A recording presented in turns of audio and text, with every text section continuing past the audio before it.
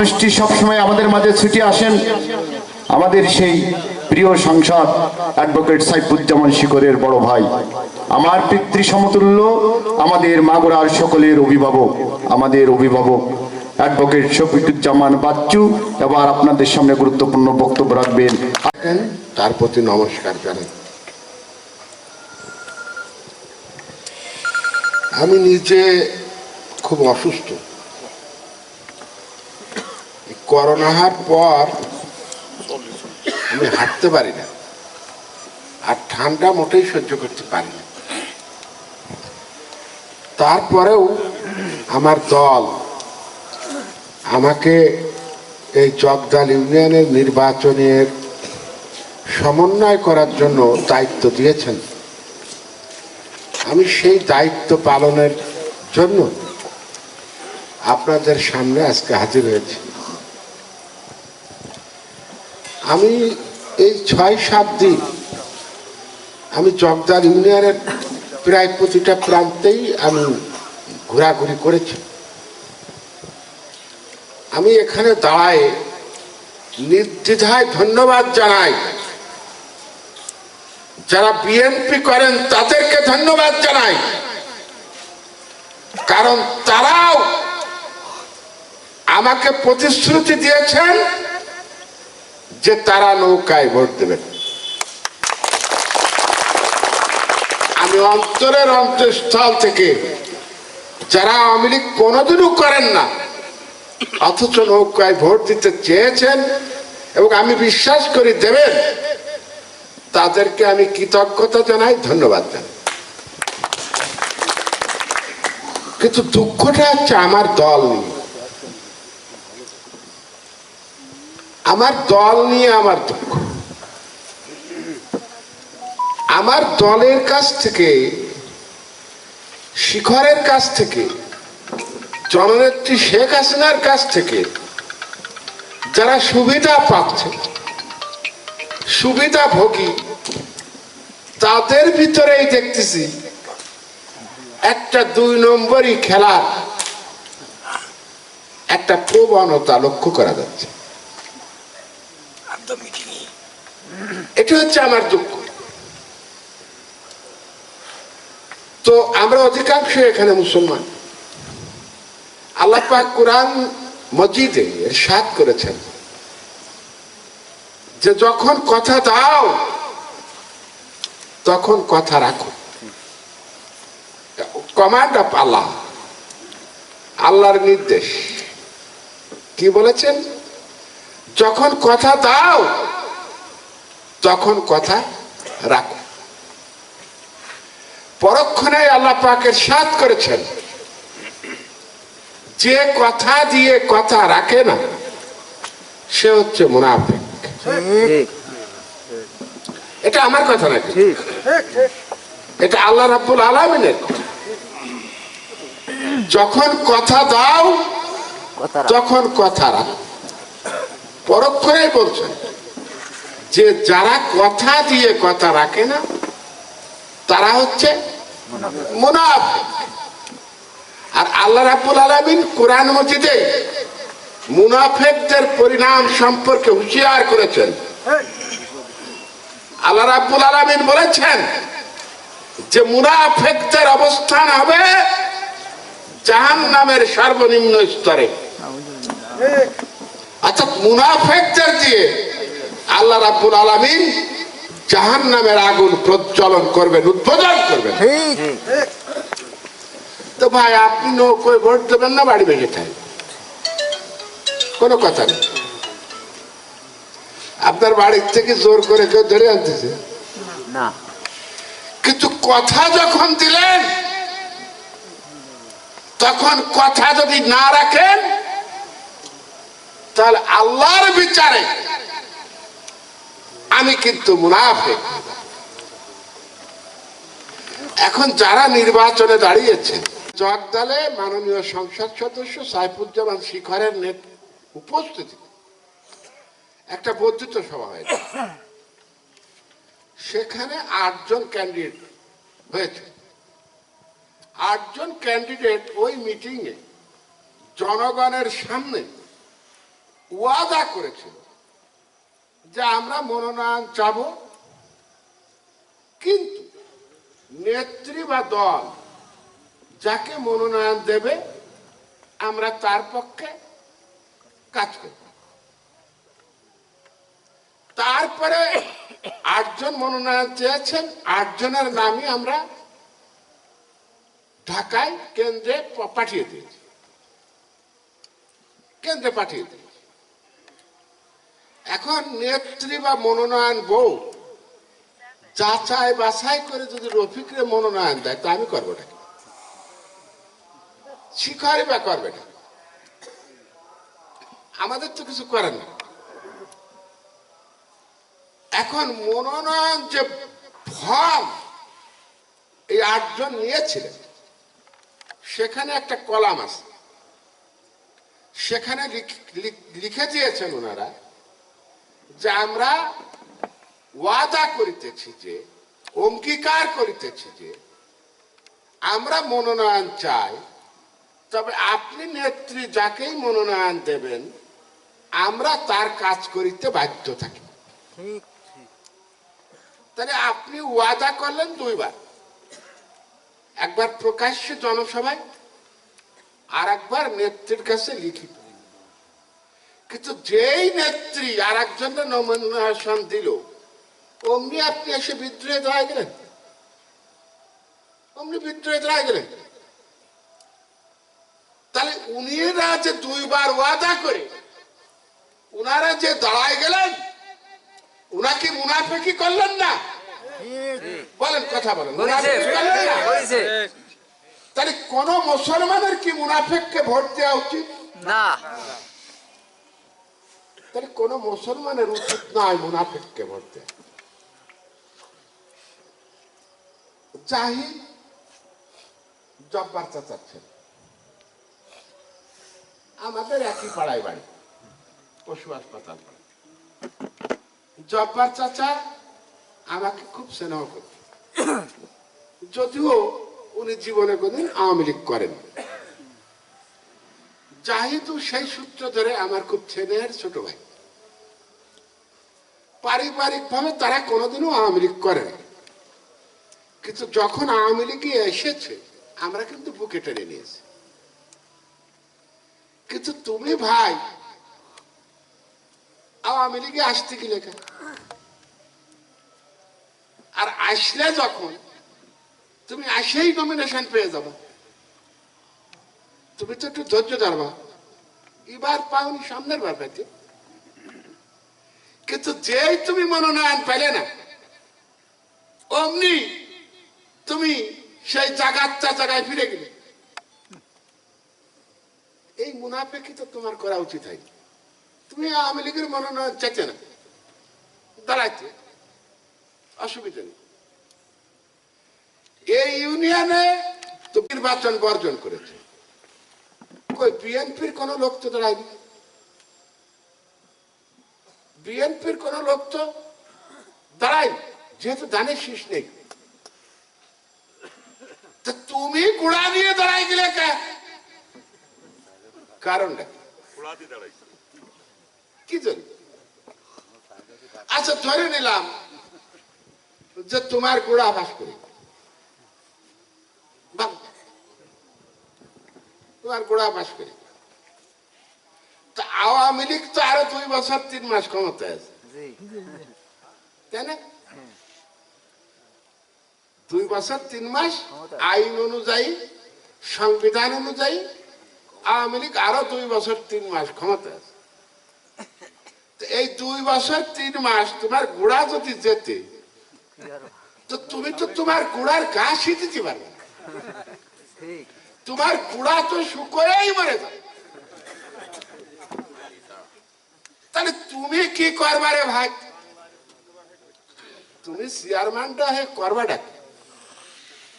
এই জায়গার এমপি আওয়ামী লীগের, এই জায়গার উপজেলা চেয়ারম্যান আওয়ামী লীগের, এই জায়গার জেলা পরিষদের চেয়ারম্যান আওয়ামী লীগের, প্রধানমন্ত্রী আওয়ামী লীগের, মন্ত্রী আওয়ামী লীগের।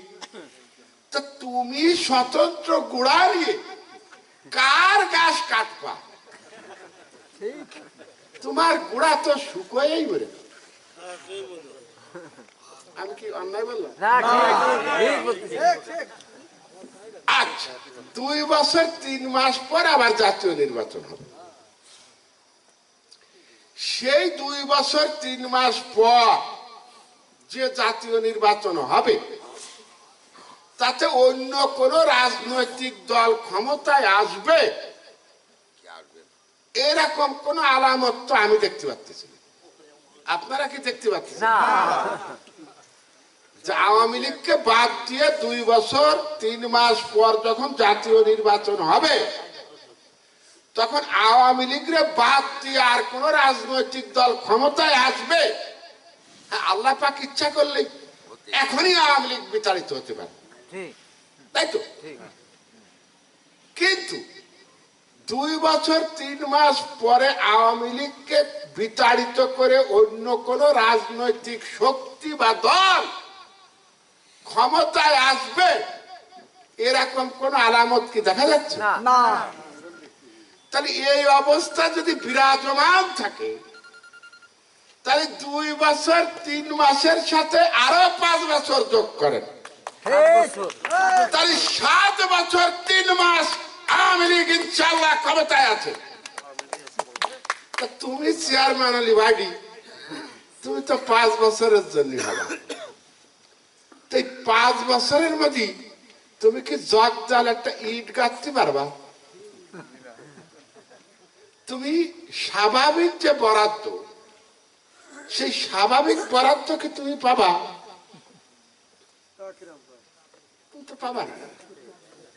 তুমি নিজেরাই নিজে বাঁচাতে পারবা না, তুমি জনগণের জন্য কি করবা? তুমি তো কিছুই করতে পারবে। কি আমি কথা কি ঠিক বললাম? জাহিদের প্রতি আমার স্নেহ আছে, আমার প্রতিবেশী ভালোবাসা আছে। আমি সেই ভালোবাসা স্নেহর থেকে এই কথাটা বলতে যে আওয়ামী লীগের মতো এত বড় একটা দল, সেই দলের বিরুদ্ধে তুমি একটা ইউনিয়নের চেয়ারম্যান হয়ে তুমি করবাটা, তুমি তো কিছুই করতে পারবে না ভাইটি। হ্যাঁ, এখানে যাকে মনোনয়ন দেওয়া হয়েছে সে ছেলে মানুষ, সে 5 বছর চেয়ারম্যান ছিল, অবশ্যই তার ভুল ত্রুটি আছে, কিন্তু সে তো কোনো ফ্যাক্টর না, সে তো কোনো বিষয় না। বিষয় তো আওয়ামী লীগের মতো একটা বৃহত্তম দল, প্রতীকটা হচ্ছে নৌকা। এখানে ধানের শীষ প্রতীক থাকতো, লাঙ্গল প্রতীক থাকতো, সেখানে যার যার দলের পক্ষে সেই অবস্থান নিত, লড়াই হতো আওয়ামী লীগের সাথে বিএনপি বা আওয়ামী লীগের সঙ্গে জাতীয় পার্টি বা আওয়ামী লীগের সাথে অন্য দলের। কিন্তু তোমাদের পিছনে তো কোনো দল নেই, না খালেদা জিয়া, না হাসিনা, না জামাতে ইসলাম, কেউ তো তোমার পিছনে নেই। তাহলে তুমি বিচ্ছিন্ন ভাবে একটা ইউনিয়নের চেয়ারম্যান হয়ে তোমার ঘোড়ার ঘাস তো তুমি দিতে পারবা না। তোমার ঘোড়া হয়ে যাবে কেটো ঘোড়া, ও দৌড়বেও না, ও নড়বেও, ওরে খুশা দিলি উঠবে। তুমি চেয়ারম্যান হয়ে করবাটা কি কর? আর যারা একটু গোপনে গোপনে আওয়ামী লীগের বিরুদ্ধে, নৌকার বিরুদ্ধে, আরে রফিকরে আমি চিনি, যদি রফিক নৌকা না পাইত আমি কি এখানে ইলেকশন করতে আসতাম না। আমার দরকার হচ্ছে নৌকা, রফিক কিনা জিল্লু পালি আমি আসতাম না, জিল্লু পালি এসছে জোরে আসতাম, আরো জোরে জোরে আসতাম। এই প্রেসিডেন্ট যদি পাইতো আমি আসতাম না, রফিকের চাইতে আরো আগে জোরে আসতাম। সুজা বাস উঠা, ও এক পাগল, ও সন্ন্যাসিকের মতো শ্বেত বস্ত্র পড়েছে। সারা ইউনিয়ন কুটি ওর 50টা ভোট নেই, ও অকালি আনারস নিয়ে দাঁড়ায়। আর শীতকালে কেউ আনারস খায় না, শীতকালে তো কেউ আনারস খায় না, আর পাওয়াও যায়। এখন আপনারা নিজেরাই জানেন এই জগ জালে আষাঢ় মাসটা 7টা পাকা রাস্তা কে করেছে? আওয়ামী লীগ সরকার, শেখ হাসিনা। আর আইনে দিচ্ছে কিনা? এই যে আপনারা, আরে ভাই, আমরা তো কোন জায়গায় কাঁচা রাস্তা আছে তা তো আমরা জানি, আমরা তো খুঁজে বেড়াচ্ছি যে কোন জায়গা কাঁচা আছে, কোন জায়গা কাঁচা আছে আমরা খুঁজে বেড়াচ্ছি। আরে তোমার কাঠো ব্রিজ দিয়ে করবো, আমরা তো খুঁজে বেড়াচ্ছি করে পাকা ব্রিজ করে। কিন্তু বিষয়টা হচ্ছে যে এই মিটিং এ আসলে আপনি বললেন যে মেয়ে ভাই একটু খেয়াল রাখবেন, আমাদের কিন্তু আমার জায়গায় একটু কাঁচা রাস্তা আছে, বা জিল্লুর জমির পাশে খালের পার আমাদের কিন্তু একটা কাটিও ব্রিজ আছে। আর আমি হচ্ছে ভোট 4 দিনই কয়ে গেলাম যে আচ্ছা ও দিয়ে দেবার, এটাও একটা মনে হয় বাইরে ওই মিটিংই বললি হয়। আবার দরখাস্ত একখান ফেলাই দিলাম, দিয়ে চিন্তা করলাম যে আমি তো একখান দরখাস্ত দিচ্ছি, আমার রাস্তা হয়ে যাবে, তাও হয় একটু দৌড়ি করে আনতে হয়, একটু দৌড়ি করতে হয়। এই যে শিখর সাহেব মাগুরায় যে রাস্তা ঘাট ব্রিজ কালভার্ট রেল লাইন, এই যে মেডিকেল কলেজ কি নেই, 4 লেন রাস্তা কি নেই দেশে? শেখ হাসিনা, এটা ঠিক, শেখ হাসিনা যারা দেবে কিনা দেশে শেখ হাসিনা, কিন্তু দৌড়ে আনতি শিখর মিয়ার চামড়া উঠে গেছে, চাইয়ে আনতে হয় না, চালি মাতেও দুধ দেয় না। তা আপনার হেনে এই যে 3টে কুটি কুটি কাঁচা রাস্তা, এর জন্য আমার কাছে কয়া লাগবে কেন ভাই? কেন কয়া লাগবে? একটা দরখাস্ত দিয়ে আসো যে আমার ইউনিয়নের সভাপতি সেক্রেটারি দরখাস্ত দিক, চেয়ারম্যানটা নাই, চেয়ারম্যান ধরে বিয়েলো কম চাই, উন্নয়ন করবেন আপনার, আপনি দরখাস্ত দেন প্রেসিডেন্ট, এই ওয়ার্ড আওয়ামী লীগের প্রেসিডেন্ট বা সেক্রেটারি যে একটা দরখাস্ত দেন এমপির কাছে, একটা কপি আমার কাছে দেন, 15 দিন পরে যাইয়ে বলেন যে ভাই আমাদের এই রাস্তাটা কি, একটা উত্তর তো দেবেই যে তোমাদের রাস্তাটা একটু কাগজ, আচ্ছা ফিরে আসো, আর একবার যাও, যে বলো যে ভাই রাস্তাটা কি হয়েছে, বেশি না মাত্র 2 বার গেলি রাস্তা হয়, মাত্র। সাইফুজ্জামান শিখর কি জিনিস? যশোর অত বড় পৌরসভা, মাগুরার 4 গুণ, সেখানে এবারের বাজেট দেশে সরকার যশোরের 100 কোটি টাকা, আর মাগুরা পৌরসভার বাজেট হচ্ছে 250 কোটি টাকা, 250 কোটি। বলে শিখর কি জিনিস?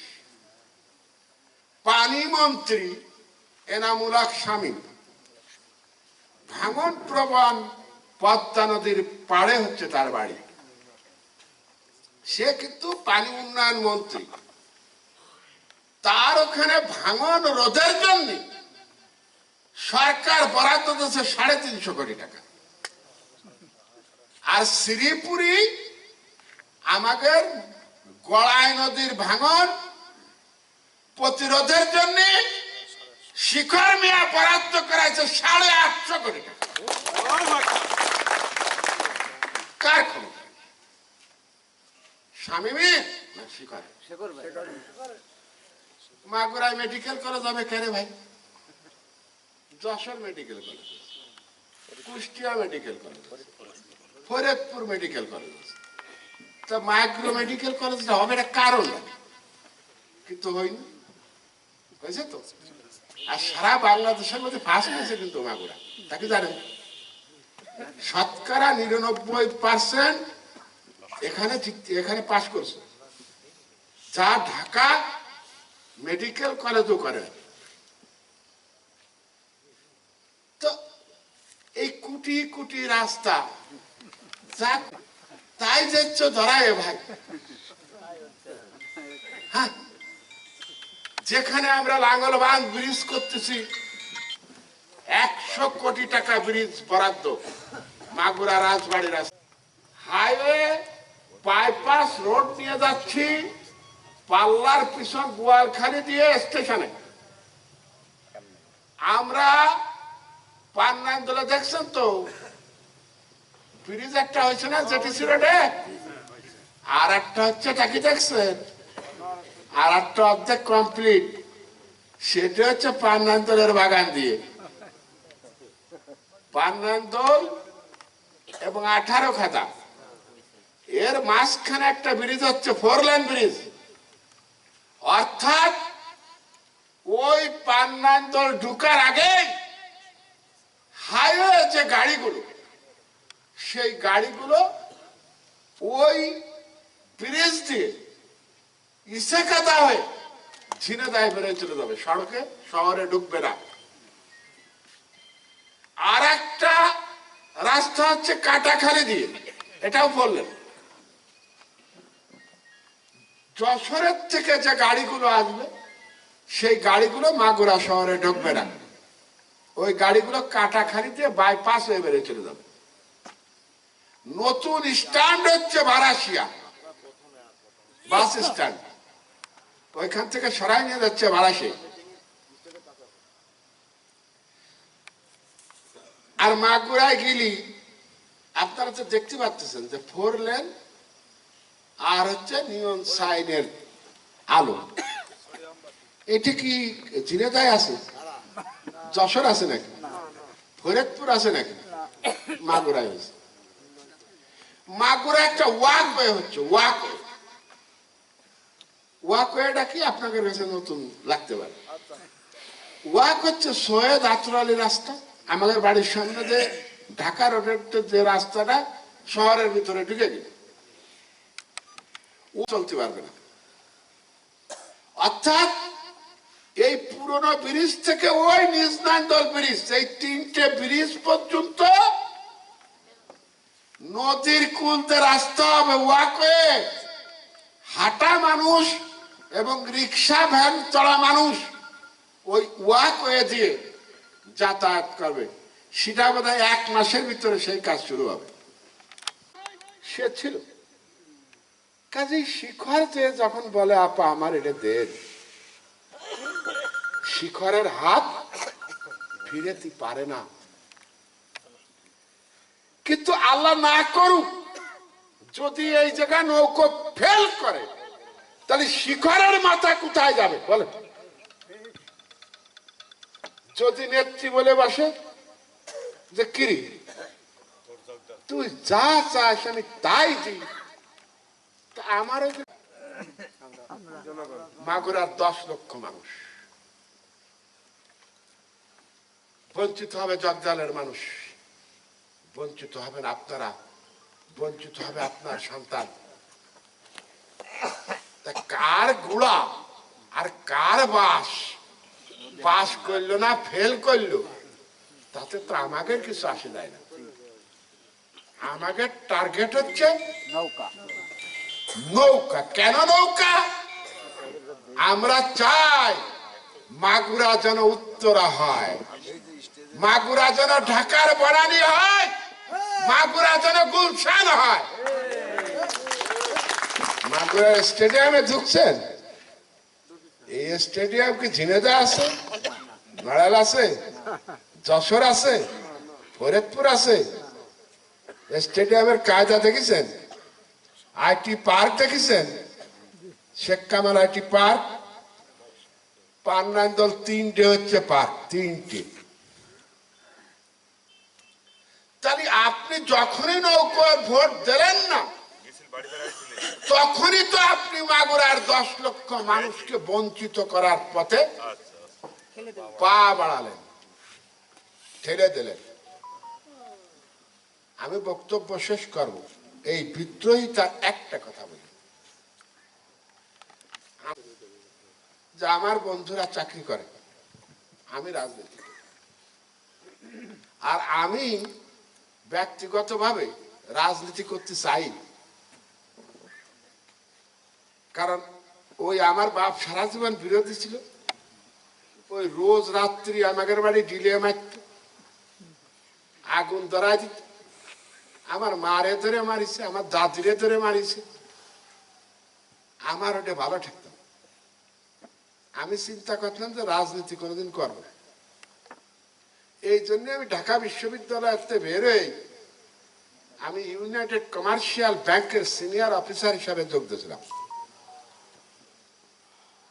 যে বউ বাচ্চা নিয়ে শান্তিতে থাকবো, ওই ঝামেলা মারামারি ওই ভোট চাষাইয়ের মধ্যে আমি নেই। কিন্তু নেত্রী আমার আব্বা মরে যাওয়ার পর আমারে ফোন করে বলল যে তুই চাকরি ছেড়ে দে, চাকরি ছেড়ে দে, নির্বাচন কর। তখন আমি কেবল বিয়ে করছি, আমার ছোট একটা বাচ্চা, তো আমি চাকরিটা ছেড়ে দিলাম, যেহেতু নেত্রী বলেছেন, দিয়ে আমি নির্বাচনে দাঁড়ালাম 94 সালের উপনির্বাচন। তখন কিন্তু আমি ঝিনেদা ইউনাইটেড কমার্শিয়াল ব্যাংকের সিনিয়র অফিসার। তো সেই ভোটে কি হয়েছিল তা তো আর আপনাকে বলার দরকার নেই, দরকার আছে নাকি? উপনির্বাচনে আমার কি হয়েছিল তা তো আপনারা জানেন, রোজ টেলিভিশনের টক শোতে এমনও কয়, বিএনপি ওরা স্বীকার করে যে ওটা আমাদের ভুল হয়েছে, হ্যাঁ ভোট কেটে। তো এখানে প্রধানমন্ত্রী খালেদা জিয়া উনি উপস্থিত ছিলেন, ওনার 200 এমপি উপস্থিত ছিল, ওনার 35 জন মন্ত্রী উপস্থিত ছিল উপনির্বাচনে, 2-2.5 বছরের উপনির্বাচন। আমি এতিম, ওনার মাথায় কি চিন্তা আসলো যে আমি এতিম মানুষ, আমি দাঁড়াইছি, আমার ভোটটা ওনার কেটে নিয়ে যেতে হবে। নিয়ে গেল, কেটে নিয়ে কি হয়েছে ভাই বলেন তো? কেটে নিয়ে যে বিএনপি ক্ষমতায় ছিল, সেই বিএনপি ক্ষমতার থেকে আমি রাস্তায় বেরিয়ে গেল। আর যে কাজী কামাল রে এমপি বানাইছিল, সে এখনো জেলের বেরোতে পারে, এখনো জেলের মধ্যে। মাঝখানের খালি খালি আমার ক্ষতিটা করে, কিন্তু আমার কোনো ক্ষতি হয়নি। আল্লাহ রাব্বুল আলামিন ভালো রাখছে, ভালো আছে। ক্ষতি, কারোর ক্ষতি করতে গেলে তারই ক্ষতি হয়। আপনি যার ক্ষতি নিয়ত করছেন তার ক্ষতি হবে না, বরং আপনারই ক্ষতি হয়। এটা তার একটা প্রভাব। এই বেডটা 96 সালে নেত্রী আমাকে মনোনয়ন দিলেন। আমার বাড়িতে মনে হয় 5 থেকে 10 হাজার লোক, কারোর হাতে বিষের বোতল, কেউ ছাদে উঠেছে, কারোর হাতে দড়ি। আমারে বলতেছে যে তুমি যদি স্বতন্ত্র না দাঁড়াও তা আমরা বিষ খেয়ে আত্মহত্যা করব, আমরা গলায় দড়িতে মারব। বীরেন বাবু আর পাড়ায় মনোনয়ন দিতে যে বাড় হয়ে ওনারে বের করে দিচ্ছে। উনি একা কিছু না মনোনয়ন দিচ্ছে, উনার মনোনয়ন জমা দিতে নিয়ে পিটিয়ে বের করে দিচ্ছে। উনি আসে আমাদের বাসায় বসে আছে, লোকজন উনারে ঘিরে রাখছে, গালিগালাজ করতে। কিন্তু আমি কি স্বতন্ত্র দাঁড়াইছিলাম? আল্লাহ রাব্বুল আলামিন কুরআন মাজিদে ইরশাদ করেছেন, তোমরা অধিকাংশের পথে যেও না, তোমরা যদি অধিকাংশকে অনুসরণ করো তারা তোমাকে বিপথে নিয়ে যাবে। কাজে হাজার হাজার লোক আমাকে অনুরোধ করার পরেও আমি মনে করেছি যে আমি আওয়ামী লীগ করি, আমার নেত্রী যাকে মনোনয়ন দিয়েছেন আমার দায়িত্ব হচ্ছে তার কাজ করা। কাজে আমি কারোর কথা শুনিনি, আমি ঝাঁপায় পড়েছি বীরেন বাবুর পক্ষে, এবং ঝাঁপায় পড়ছে যে মুরব্বীকে জুতোর বাড়ি জুতোতে আমার, তাও আমি স্বতন্ত্র দাঁড়াইনি। কিন্তু ওই দিন যদি আমি স্বতন্ত্র দাঁড়াতাম, হয়তো আমি এমপি হতাম। তাতে দেশেরও বা কি হইতো, মানুষেরও বা কি হইতো। শিখর কি এমপিএস হতে পারত?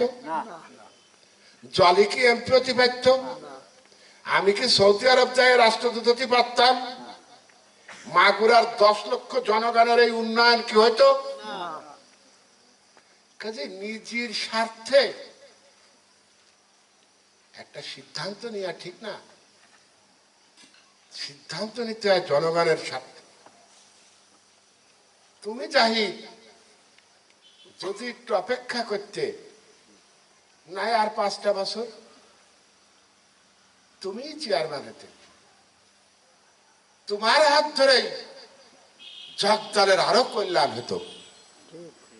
কিন্তু এখন কি করলে তুমি? তুমি নিজেও শেষ হলে, তোমার পরিবারের রাজনীতিও শেষ করে দিলে। তুমি আর আওয়ামী লীগে ফিরতে পারবে না যদি না এখনো পর্যন্ত তুমি বসে না যাও। যদি তুমি এখনো বসে যাও হয়তো তুমি ক্ষমা পাবা, কিন্তু শেষ পর্যন্ত লড়াই করবা। হ্যাঁ, চেয়ারম্যান হইলি, তুমি চেয়ারম্যান এই ইউনিয়নের কার কি গুড়ার গাছ কেটে দিবা তুমি? হ্যাঁ, আওয়ামী লীগ যদি কয় যে এই সারা তুমি আগ্রহী আসবে, তো তোর তো আগ্রহী যার কেন? যদি আওয়ামী লীগের নেতারা বলে যে না তুমি শীতটাই বেরোতে পারবে না, তোমার বাড়িতে বেরোতে পারবে না, তো তাই। কাজেই জনগণের কথা চিন্তা করতে, ভাবতে। আমি রাজনীতি করি কেন? জনগণের জন্য। সেই জনগণের কথা ভেবে উচিত ছিল অপেক্ষা করে, ধৈর্য ধারণ। আল্লাহ রাব্বুল আলামিন বলেছেন যে ধৈর্য ধারণ করে আমি তাকে পছন্দ করি। ধৈর্যের ফল খুব মিষ্টি, ধৈর্য ধরা তিতে, কিন্তু ফল খুব মিষ্টি। আমরা মুসলমান, কিন্তু আমরা আল্লাহর আদেশ, আল্লাহর নির্দেশনা আমরা মানি না। আল্লাহর নির্দেশ যদি আমরা মানতাম তাহলে পরকাল না ইহকালই স্বর্গ হইতো, পৃথিবী বেহেশত খানা হইতো, যদি আল্লাহ আর তার রসুলকে আমরা সত্যি সত্যি অনুসরণ করতাম। কিন্তু আমরা আল্লাহ রসুলকে সঠিকভাবে অনুসরণ করি না, তাই আমাদের এত দুঃখ কষ্ট। আপনারা বলেন তো, একটা মানুষ কি না খেয়ে আছে? কারোর কি শীতের কাপড়ের কষ্ট আছে? আরে ভাই, আমি আসাদুজ্জামানের ছেলে, আমার বাপ মাগরের সবচেয়ে বড় উকিল ছিল, 5 বার এমপি। তা দুপুর বেলা তো কোনদিন ভাত খাইনি ভাই। আপনারা জানেন মুরব্বী আছেন, দুপুর বেলা কি ভাত খাইছেন? দুপুর বেলা 4টে চুলা বেজে দিই আর একটা পিঁয়াজ দিয়ে মা কইতে যে মনিরে পানি চুনি খা, রাত্রি ভাত খেয়ে, তাই না? আমরা দুপুর বেলা ওই চুলা খটখটি খাইছে, পিঁয়াজের একটা কামড় দিছি, আর অপেক্ষায় থাকিছি যে রাত্রি কখন মা ভাত রাঁধবে, দুটো ভাত খাবো। এখনকার সাল পাল কি সুলা খটখটি খাও? আরে 3 বেলায় ভাত ফেসতেছে, 3 বেলায়। মানুষের জীবন যাত্রার উন্নয়ন হয়নি, হয়নি। ইলিশ মাছ যে ভাত খাইছি শ্রাবণ মাসে, কাটিয়ে কাটিয়ে বেচতো বাজারে,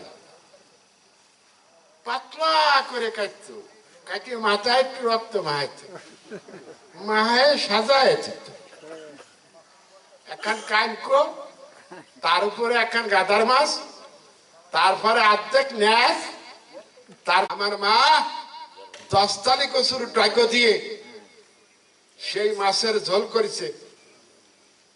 বাঘের বাঘ পাইছি অর্ধেক, অর্ধেকের অর্ধেক। ভাত গুলো 10 তালির পাতা, 10 তালির ডাইকো আর ঝোল দিয়ে মাখাই খাইছি।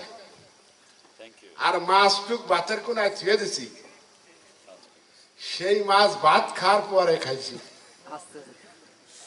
এখনকার সাল পালকে এখন খাই খাই, এখন কি কাছে কাছে ওরা বেঁচে? 1,500 টাকা কেজি, তাও বসন্তায় আসতে। যে দেন ইন্ডিয়ায়, ইন্ডিয়ায় পশ্চিমবাংলায়, ওরা কেউ কেউ করতো যে বাংলাদেশ ইন্ডিয়া, ইন্ডিয়ায় বাংলাদেশ হতে চাই। ইন্ডিয়ায় পশ্চিম বাংলায় যে দেখবেন, যা খেলুম না দাদা, 250 মাংস কিনেছিলাম তো দুপুরে 2 টুকরো খেয়েছি আর রাতে 2 টুকরো খেয়েছি, আর সকালে আর খাবো কি? সকালে তো পেট খারাপ হয়ে গেল। গোস্ত কিন্তু 250, 1 পোয়া, ওর বলে আগায় যাচ্ছে।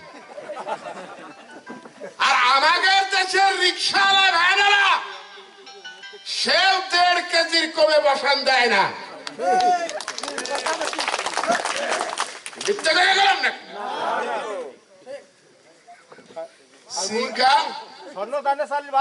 না সেটাই। আরে ভাই আরো খবর, হ্যাঁ, সিগারেট খায়, সিগারেট খায় না, খায় হলো খৈনি। খৈনি চেনেন? এই আলা তামুক আর চুল, ওই হাতের ভাত দিয়ে ডল ডল অফিসার, হাতের ভাত দিয়ে টলিয়ে টলিয়ে। পৌরসভার মদিনা জগদালের মদিনা, যেটা সত্যি কথা। শিমুলিয়া যে জগদালের মধ্যে আছে, আমি তো জানি করা দরকার আর কোন জায়গায় রাস্তা করা দরকার, তাকে জানে? জানে না। এটা কে অবহিত করে? এমপি সাহেব, এমপি সাহেব অবহিত করে, তাই তো? রাস্তা হয়ে যাবে, তা হয় না, একটু ঘুরতে হয়। 15 দরখাস্ত দেওয়ার 15 দিন পরে যে ক্ষতি হয়, যে ভাই একটা দরখাস্ত দিচ্ছিলাম, আমাকে রাস্তাটার কি হলো?